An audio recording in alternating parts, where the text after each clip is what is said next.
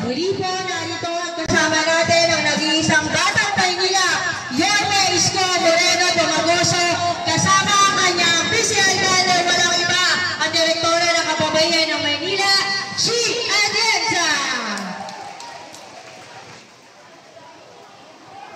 Ayan, mga kababayan ng Maynila, alam ko pong sabik na sabik po kayo ng makakatagumpalan talaga si Yorme at si Vice Chi Atienza. Mamaya po, magkakaroon po tayo ng pagkakataon na makipag-picture sa kanila.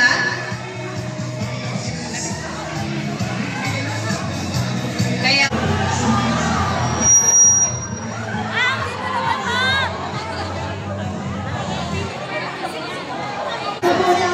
pupuli tayo para po magpatuloy sa ating munting programa.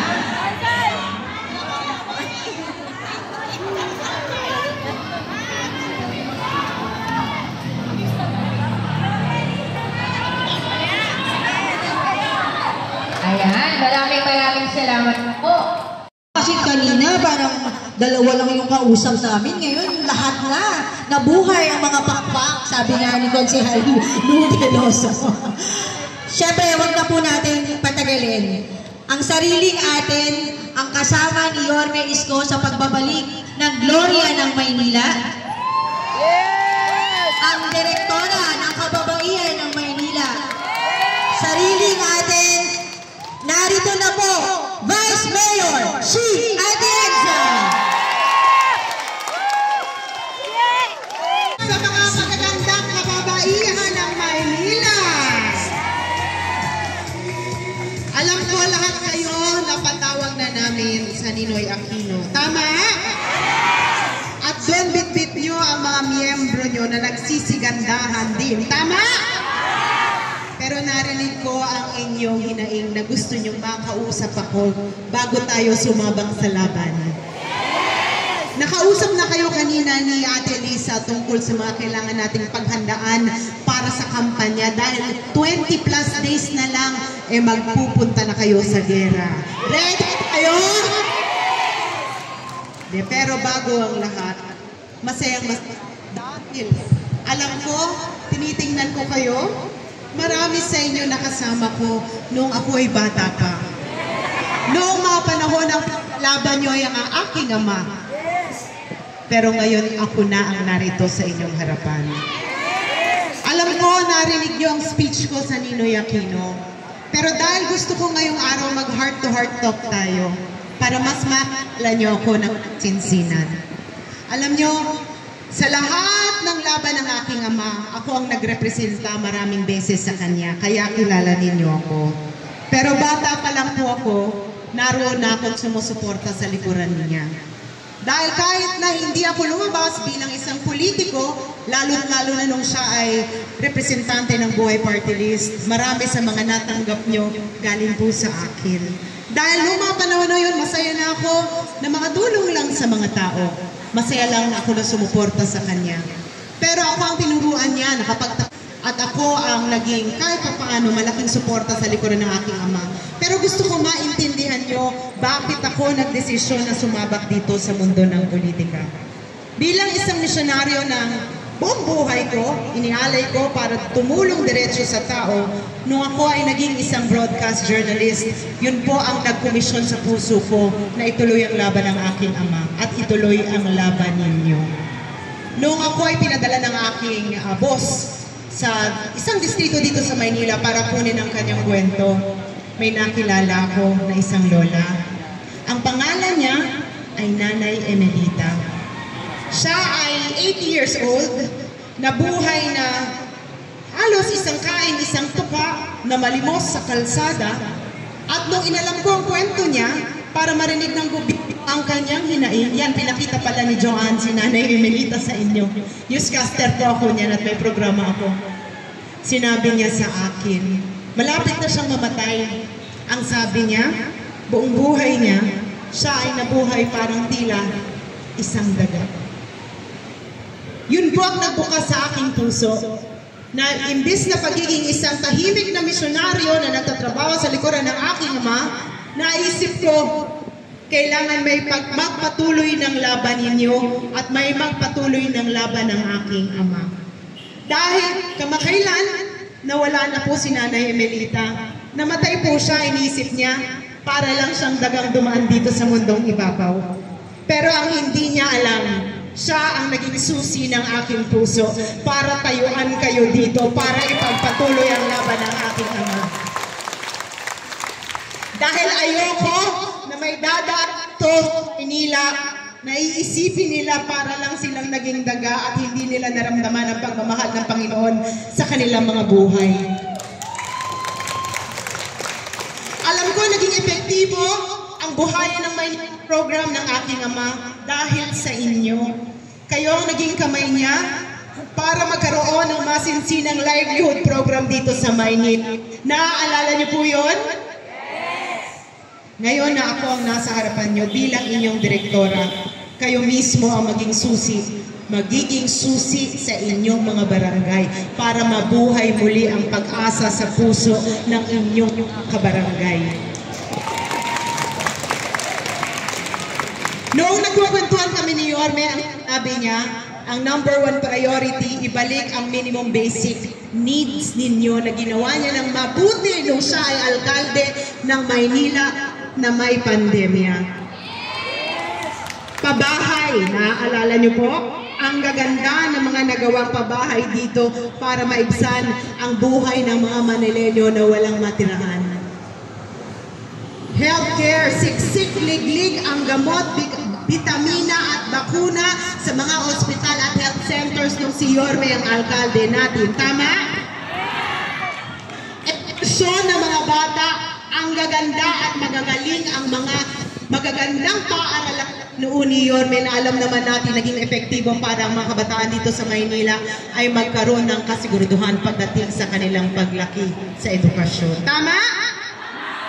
Mga kababaihan ng Maynila ko, dahil binigay po sa akin ni Yorme ang livelihood para sa mga Manileño. Yan ang rason kung bakit narito kayo ngayon.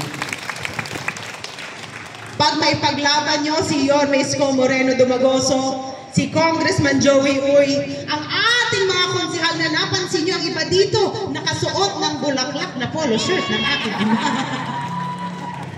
Magagawa natin ang magandang plano ni Yorme para dito sa Maynila. Kaya makakasiguro ba ako na ibababa ninyo sa inyong maraming miyembro na kailangan sila ay mag 9-0 pagdating ng panahon? Alam ko na seminar na kayo kanina at alam nyo na ang mga gagawin pagdating ng laban dahil 20 plus days from now, nandun na kayo sa gera kasama namin. Handa na ba kayo?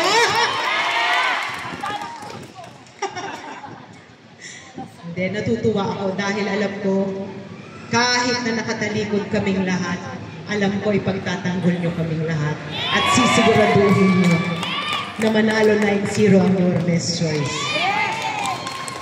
Ibigay nyo ang pagmamahal na meron kayo sa aking ama, sa akin, kay Yorme. Pwede ba yun? Ibigay nyo din yun sa ating congressman, si Congressman Joey Uy. Pwede ba yun? Sa ating konsehal na narito ngayon, pwede bang ipag konseho balang araw. Pwede ba yun? Dahil babalik sa inyo dahil natuto ako sa kanya. Naniniwala ako sa bottom-up type of governance na kung saan makakalapit kayo sa akin at makakausap ninyo ako para ang mga gagawin ng City Council sa pangunguna ko magiging epektibo na nakaangkla sa totoong pangangailangan ninyo. Hindi ito ang unang beses na magkikita tayo dahil kayo na po ang leaders natin na official. So, ibig sabihin, pag nanalo po kami ni Yorme at ng buong Yorme's Choice, gusto ko, bawat rollout ng livelihood program namin dito sa inyong distrito, kayo rin po ang makikita namin. Di ba ang tawag nila sa akin, liwanag ng Maynila? Pero tatapin ko kayo. Ako lang ang magsisindi ng apoy sa inyong mga puso na naramdaman nyo nung aking ama ay nakaupo pa dito sa Maynila. Kayo po, mga kababaihan ko, kayo ngayon ang magsisindi ng pag-asa sa puso ng inyong mga miyembro, ng inyong mga barangay, ng inyong distrito para sila ay mangarap muli at makapag-asa na meron ng papabalik na gobyerno na marunong makinig at mabilis na kikilos para mapunan ang kanilang mga pangangailangan. Maaasahan ko po ba yun sa inyo? Tandaan nyo, hindi lang to ang unang beses na makakasama ninyo ako. Dahil alam po yan ng lahat ng mga tao sa paligid ko na pag ako ay nagkaroon ng programa, naroon po ako sa inyong mga barangay. Nasisiguraduhin ang bawat rollout ng livelihood training natin. Pagbalik ng values formation na alam kong minahal nyo dati na ginagawa sa inyong mga barangay. Ako po at ang mga bihal, Congressman Joey Oy at si Yorme Isko Moreno Dumagoso naroon po para makausap ninyo.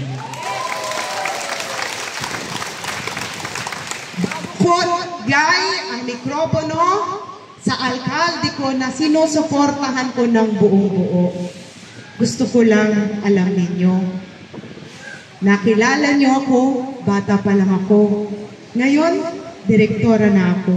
Kung balang araw ibibigay ng Panginoon sa akin ang pagiging vice alkalde ng Maynila, kayo pa rin po ang aking magiging pamilya at ipaglalaban ko na manumbalik ang pag-asa sa buhay ng mga barangay. Kaya susuportahan niyo po ba ang buong Yorme's Choice? Maraming salamat sa inyong lahat at lagi nating papasukin ng Panginoon sa ating buhay. Kaya Manila, God first. Maraming salamat mga kababayan. Iba ko. Maraming salamat po sa ating direktora ng kababaihan at ating vice alkalde.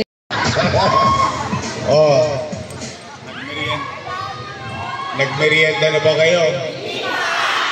Huwag ka mag-alala, lilipas din yan. Magandang araw sa inyong lahat. Parang puro may asin pa kayo. Pwede pa. Pwede nang sinigang mamyay ang mga nasa ibabaw ng ano nila. But anyway, thank you very much for your time. This is it. This is it. 66 days na lang. May awa ang Diyos. Ngayon, itong mga nandito sa court na to, itong basketball court na to, ito ang kumakatawan ng lakas ng kababaihan sa bawat sulok ng ika-6 na distrito ng lungsod ng Maynila. So, just imagine, you are now being empowered to be a leader in your community. Yung responsibilidad na nakaatang sa inyong balikat. So, bakit kayo ang napili? One, battle tested na kayo.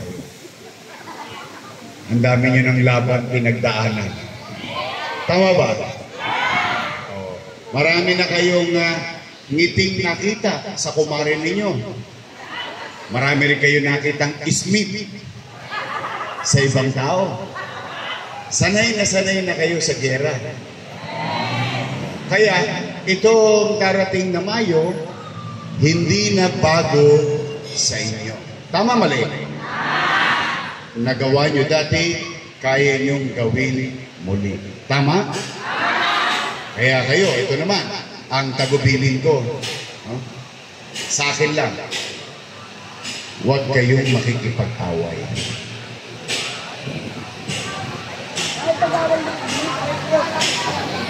Kahit na inaaway tayo, kahit na sinisiraan tayo, hindi natin kailangan sagutin yung masasakit na salitang sinasabi nila. Bakit? Ang taong may ginawa, hindi kailangan manira. Ang taong may prueba, nung siya'y nabigyan ng pagkakataong makapaglingkod, hindi dapat kinakabahan.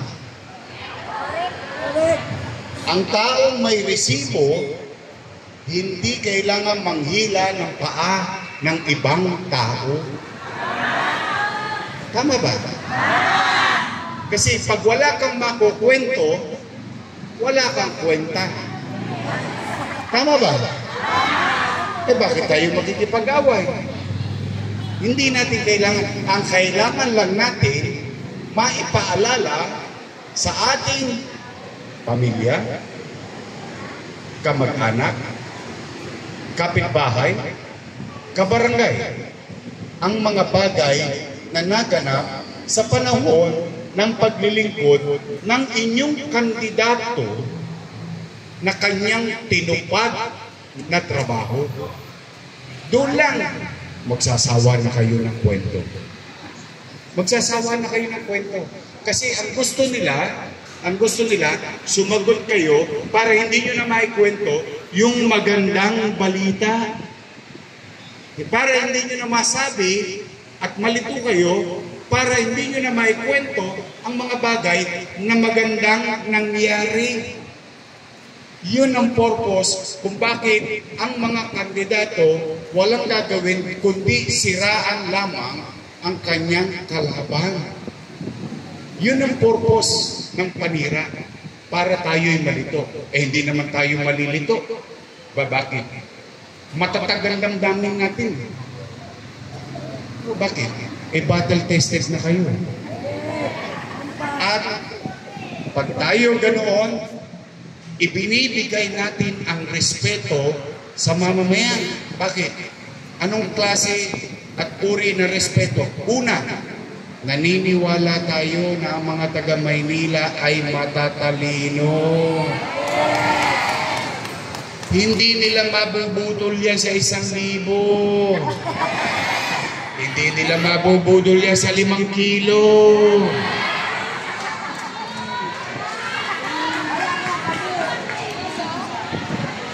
Hindi nila mabubudol sa tila-tilata.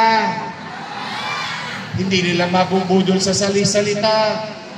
So pag ipinaramdam natin ang kababaang loob, ibig sabihin, we stay humble.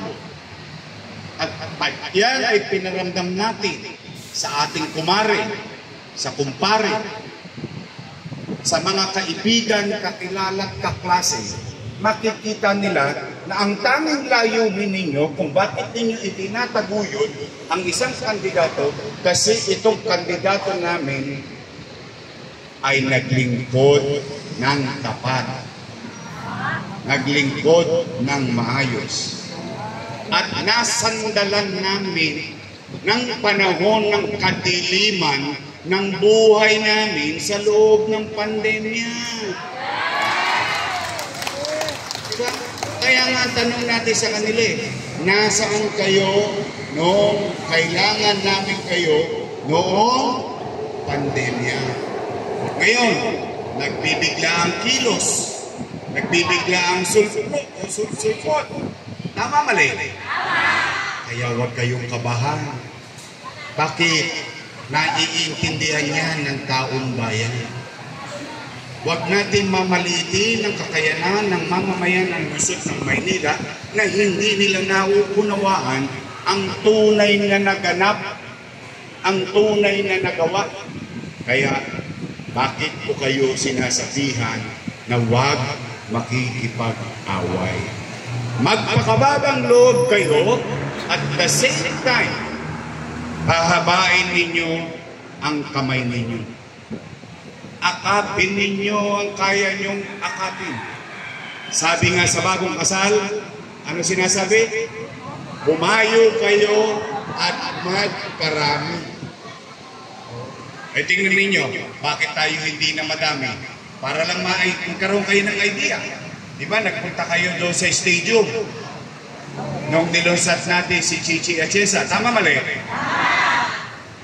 Yun ay kababaihan ng Maynila. O ngayon, nagsama-sama na ang malalaking organisasyon sa buong Maynila.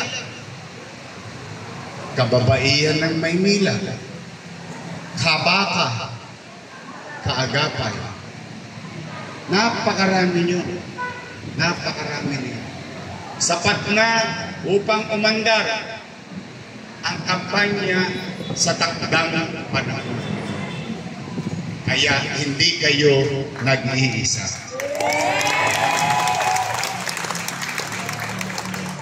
Halimbawa, ito, kwentuhan lang. Ito yung kwentong may kwenta. Kwentuhan lang, for example, taas ang kamay dito ng may apo na nag-aaral sa public school. Anak. Ayan. Nag-aaral sa public school.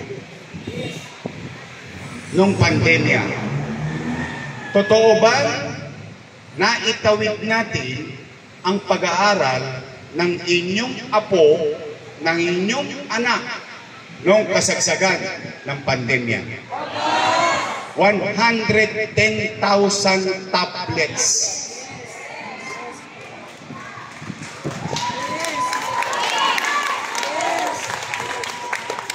So when you do the numbers, 110,000 na nanay, 110,000 na tatay, walang gastos, hindi pinagastos ng siyudad ng Maynila nung nagkaroon ng online education noong panahon ng pandemya. Tama mali?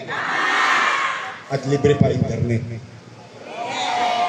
Walang tosgas ang nanay at tatay. Tama? Teacher. 10,300 teachers. 11,000 laptop para sa mga guro at may internet pa. Tama mali? 150,000 senior citizen nagkaroon ng insure. May birthday cake. May pension. Oh. Ang daming kwento. Condominium 1, Condominium 2, Pinondominium 1, Base Community, San Lazaro Residence, Pedro Hill Residence, San Sebastian Residence, pabahay. Umiinit ang panahon. Bumabaha ang kalsada. Yung dating squatter, yung dating naka-apartment, ngayon nakaganyan sa bintana. Kamusta kayo dyan? Tama ba? Tumaas ang angkas ng panahon. Baseco Hospital. Hospital ng Maynila. Magsaysay High School, Albert Elementary School, Manila Science High School, Almario Elementary School. Nung araw ang klase kinakancel kasi may ulan. Tama mali? Ngayon kinakancel ang klase kasi mainit. Tama mali? O, iisipin nyo ba? Iisipin nyo ba ito? Maiisip pa ito ng leader. A few years ago, may isang leader nag-isip, magtayo ng 10-story fully air-conditioned public school. Pero mo, papasok yung bata, maginhawa. Di ba? Ang problema nga ngayon ng mga nanay, hinihingi sila ng jacket ng kanilang anak. Kasi malamig sa eskwela. Tama? So, ibig sabihin, ilan pa lang yun ha, may pensyon ang PWD, may pensyon ang solo parent. Tama ba? K-12, may pensyon, may baon sa akin. PLM, may baon sa akin. UDM, may baon sa akin. Ang dami niyong kwento. Kaya gusto nila, sumagot kayo sa panira nila. Bakit? Para hindi na kayo makapagkwento ng magandang balita. Gusto nila, lituhin tayo. Gusto nila, doon tayo pumunta sa gusto nilang kwento. Yung kwentong sirian ng kapwa politiko, pero walang kapakinabangan sa mamamayan dito sa lungsod ng Maynila. So, alam niyo na. Anong bilin ko? Huwag makikipag-away. Mababang loob. Palawigin ninyo, pairalin ninyo, yung nasa puso't isipan ninyo, na bakit ba ako tumutulong sa isang kandidato? Yun ang lagi niyong isip. Ito ba'y ginagawa ko para sa akin? O may maisaing lang ako ngayon? Or ginagawa ko ito, dala ng alam ko, darating ang oras, magpapantay din ng pa ako. At tanong ko sa aking sarili, anong uri kaya ng gobyerno iiwan ko ang aking mahal sa buhay sa kinabukasan? Yun ang value why you are there. Yun ang tinatayaan ninyo. Yun ang pagpupuyatan ninyo. Yun ang pagsisikapan ninyo para magtagumpay itong mga leader na ito na mga napili ninyo. Maliwanag? Ulitin ko, walang pakikipag-away, walang maninira. Hindi nyo kailangan sirain ang sirana.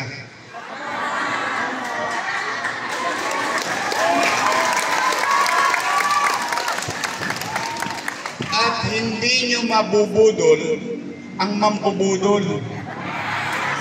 Tama ba? Kaya, kalma lang. Baby, kalma.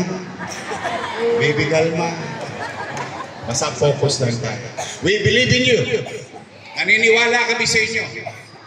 Ngayon, sa Maynila, KKK. Mga katipunero at katipunera. Bakit? Kababaihan. Kabaka. Kaagapan.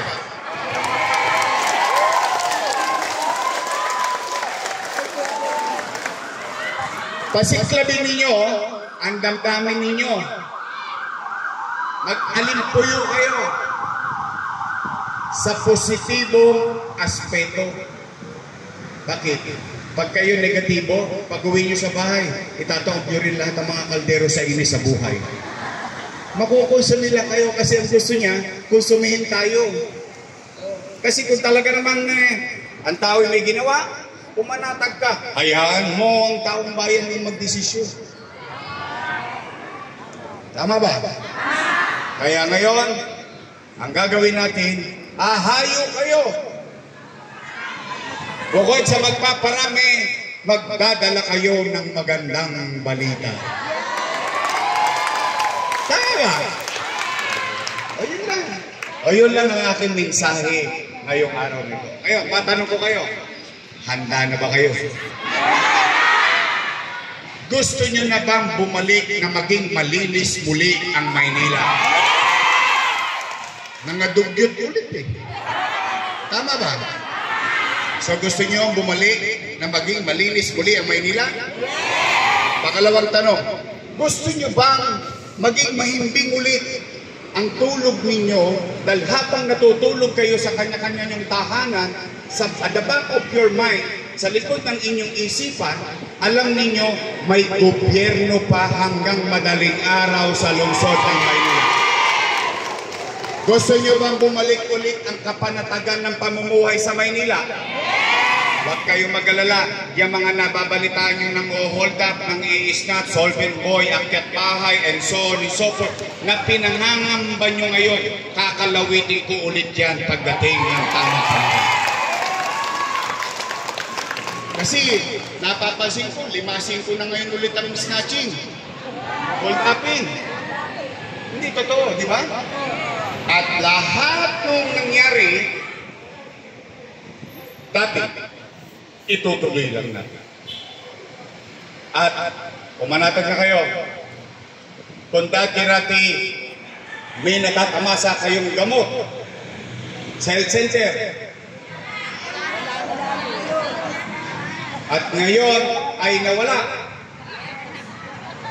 at gamot sa ospital, ibabalik ko lahat yun. At tapos sabihin nyo sa mga nanay nyo, mga tatay nyo, o ibabalik ko na yung insure. Kasi doon nakikita ako na senior, Yorme, baka naman. O pati yung birthday cake, allowance, basta lahat na nangyari, itutuloy na lang natin. Di mas madaling ipaliwanag, ano? Bakit mas madaling ipaliwanag? Kasi nangyari. See? Mas naiintindihan niyo, diba? Ba't mas madaling sabihin? Kasi may prueba na. Kasi may resibo na. Napatunayan na. Hindi na kailangan mambudol. Hindi na kailangan maglagay ng mantika sa labi. Tama mali? Yun. So mag-iingat kayo. O yung mga iba rito, parang konti na lang ang birthday. Huwag kayo masyado magpapainit, ha? Ang sama ng panahon. Alagaan ninyo ang inyong sarili. Okay? So, tayo ba lahat, pagdating ng takdang panahon, your best choice tayo lahat? Huwag na kayo maghahalo ng iba, ha? Alam niyo bakit? Kami parang pakpik na. Lahat na Ricardo nandoon na. Pag inalis yung kalabasa, hindi na pakpik yan. Tama mali? Pag nawala sitaw, hindi na pakpik yan. Tama ba?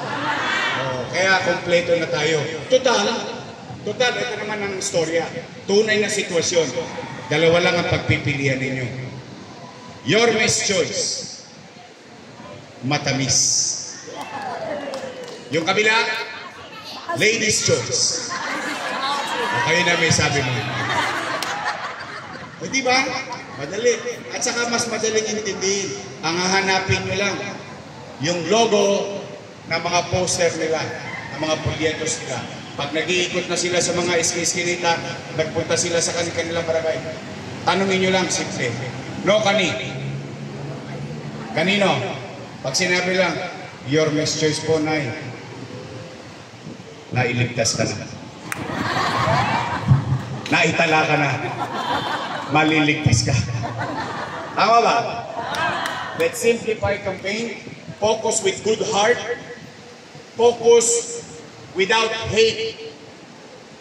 Why? Pagtapos ng eleksyon, correct, tapos na. Pero yung ginawa mong kaaway mo pa rin. Kaya ayaw ko yun eh. Bakit? Ayaw ko pag-iwa-iwalayin ng mga Manileño. Because at the end of the day, nabigyan kami ng pagkakataon ng tawad ng Diyos, maglingkod. I don't want to leave the city divided. Desisyon lang yan. Isang numero. After that, tayo rin na makikita sa finals. Tama ba? So, handa na kayo? Ready na kayo? Your best choice? Straight? O, nandiyan dyan ang ating kasama, Voltaire Castañeda. Christian Joey Oy. Kahit may sakit si Elmer, nandito si Elmer pa.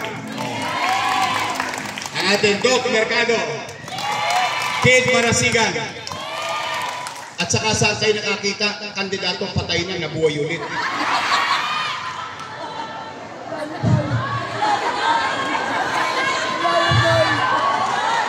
Pinatay na. Bumangon ulit para maglingkod sa sais. Kaya ang ating kaibigan, mabait, masipag, ang ating kaibigan, Lou Piloso. Ang ating congressman, total, natulungan na natin yung dati. Tama mali? tumigas ang leeg nila, wala na tayong magagawa. Basta ang importante, nakatulog tayo. Kung hindi tayo nilingon, dahil nagtigasan ng mga leeg nila, wala tayong magagawa doon. Pero at least matamo sa mga ilong ninyo, ako ay naging bahagi ng kanyang tagumpay. Tama ba? Tapos kaya niyo sabihin niyo sa sarili niyo. Tama mali? O tapos ngayon, parang nung araw, nung dalaga kayo, niloko kayo ng boyfriend niyo. Eh di ba nag-move on kayo? O di nakakuha kayo ng tamang kasama. Tama mali? At nagbunga na yun. Nagkaroon kayo ng pamilya. Tama mali? Nalimutan nyo na rin. Tama mali? O si ganun lang ang buhay. Kaya ngayon, tayo ang naglagay sa kanila dyan, tayo rin ang mag-aalis. Tama ba? Ating Congressman Joey Uy. At siyempre, o yung vice mayor ko, yung alaga nyo. May asin pa. Mukha lang 19 yan eh. Taco-rents na yan eh. Graduate ng political science. Yun yung kandidato. Graduate ng political science. Lasal. Dahil ko yan. Ako Ateneo. Totoo! Ateneo Tudundo. Tondo High School. Ang ating mamahaling Vice Mayor Chi Atienza.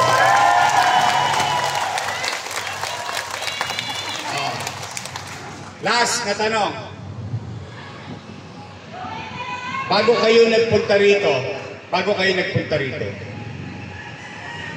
for sure, nakipaghuntahan na kayo, nakipagkwentuhan na kayo, may nakausap na kayo sa mga nagdaang araw, kahapon, isang linggo, ng isang buwan. Tama mali? Matanong ko lang kayo, mananalo ba tayo? Talaga? Sabi ng kapitbahay niyo? Sabi ng kamag-anak niyo? Sabi ng anak niyo? O, konti na lang. 66 days na lang. May awa ang Diyos.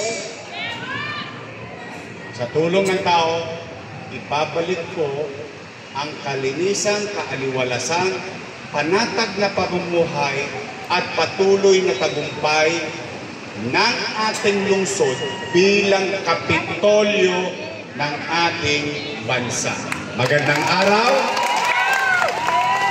Palain nawa kayo ng buong may kapal.